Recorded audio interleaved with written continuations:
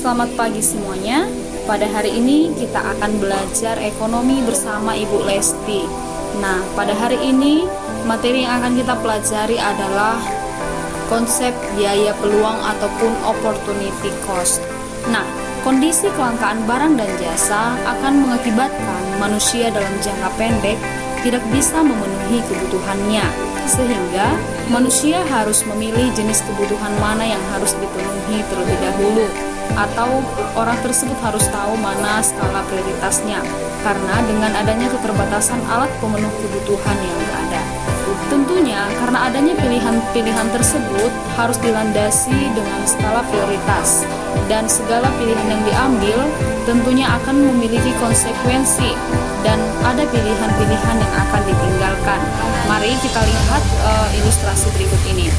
Seorang anak SMA akan memasuki bangku kelas 2 SMA. Nah, dia memiliki seragam sekolah yang tidak muat lagi untuk dipakai, tidak layak dipakai lagi. Nah, pada saat ini dia memiliki sejumlah uang dan diperhadapkan pada 3 pilihan. Yang pertama, apakah membeli seragam, yang kedua membeli tas, yang ketiga membeli handphone.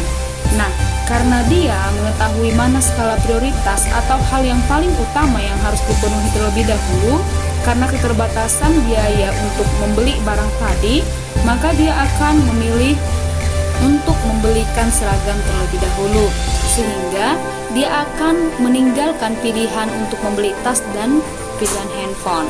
Jadi, kedua pilihan ini yang ditinggalkan, inilah nanti yang akan disebut dengan biaya peluang ataupun opportunity cost. Oke?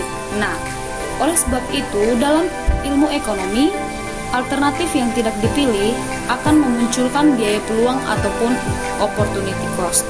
Dengan demikian, biaya peluang itu adalah kesempatan yang hilang karena memilih suatu alternatif dari berbagai pilihan yang tersedia. Nah, dalam konsep biaya peluang ini akan dibagi menjadi 2 konsep. Nanti yang pertama dari segi konsumen dan yang kedua dari segi produsen. Kalau dia contoh dari segi konsumen, contohnya seperti berikut.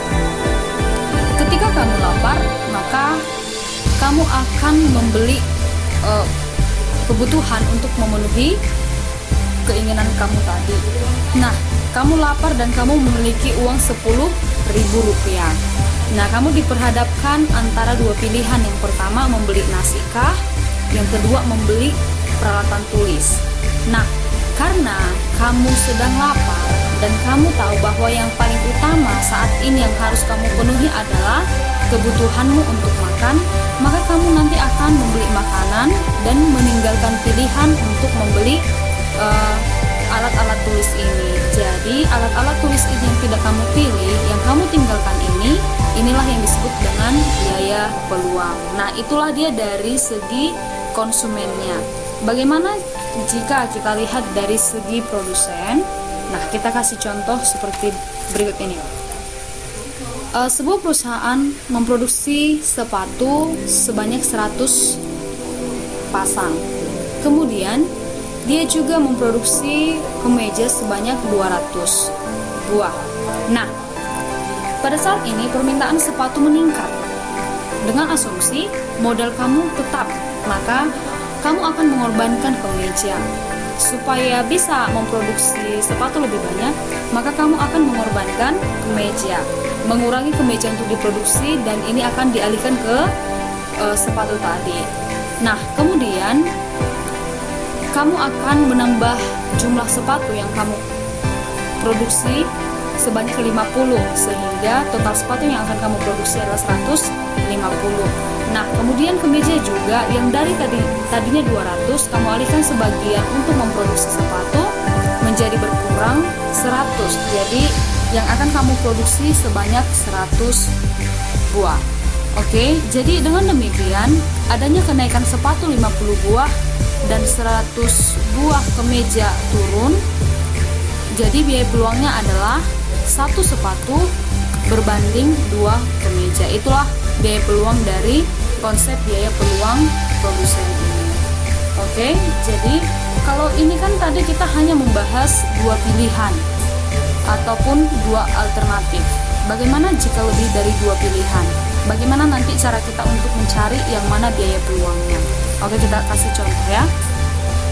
Nah, pada soal berikut, kesempatan Febiola untuk bekerja di perusahaan ada 3 pilihan atau 3 perusahaan yang menerima si Febiola untuk bekerja. Yang pertama PTA sebagai HRD dengan gaji 4 juta.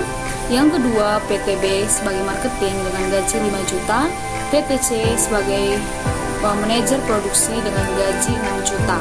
Maka yang menjadi pertanyaan adalah berapa biaya peluang Febiola jika memilih PTC. Nah, jika si Febi memilih PTC, kira-kira berapa biaya peluang?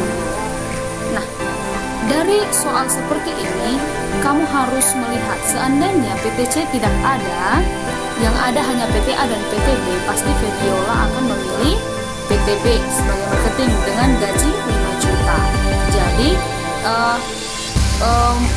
gaji 5 juta ini adalah kesempatan Febi yang hilang yang paling besar, dan ini tidak dipilih. Jadi sehingga kalau misalkan ada contoh seperti ini, yang menjadi biaya peluangnya adalah mana dia nominal terbesar yang tidak dipilih, maka itulah yang menjadi biaya peluangnya.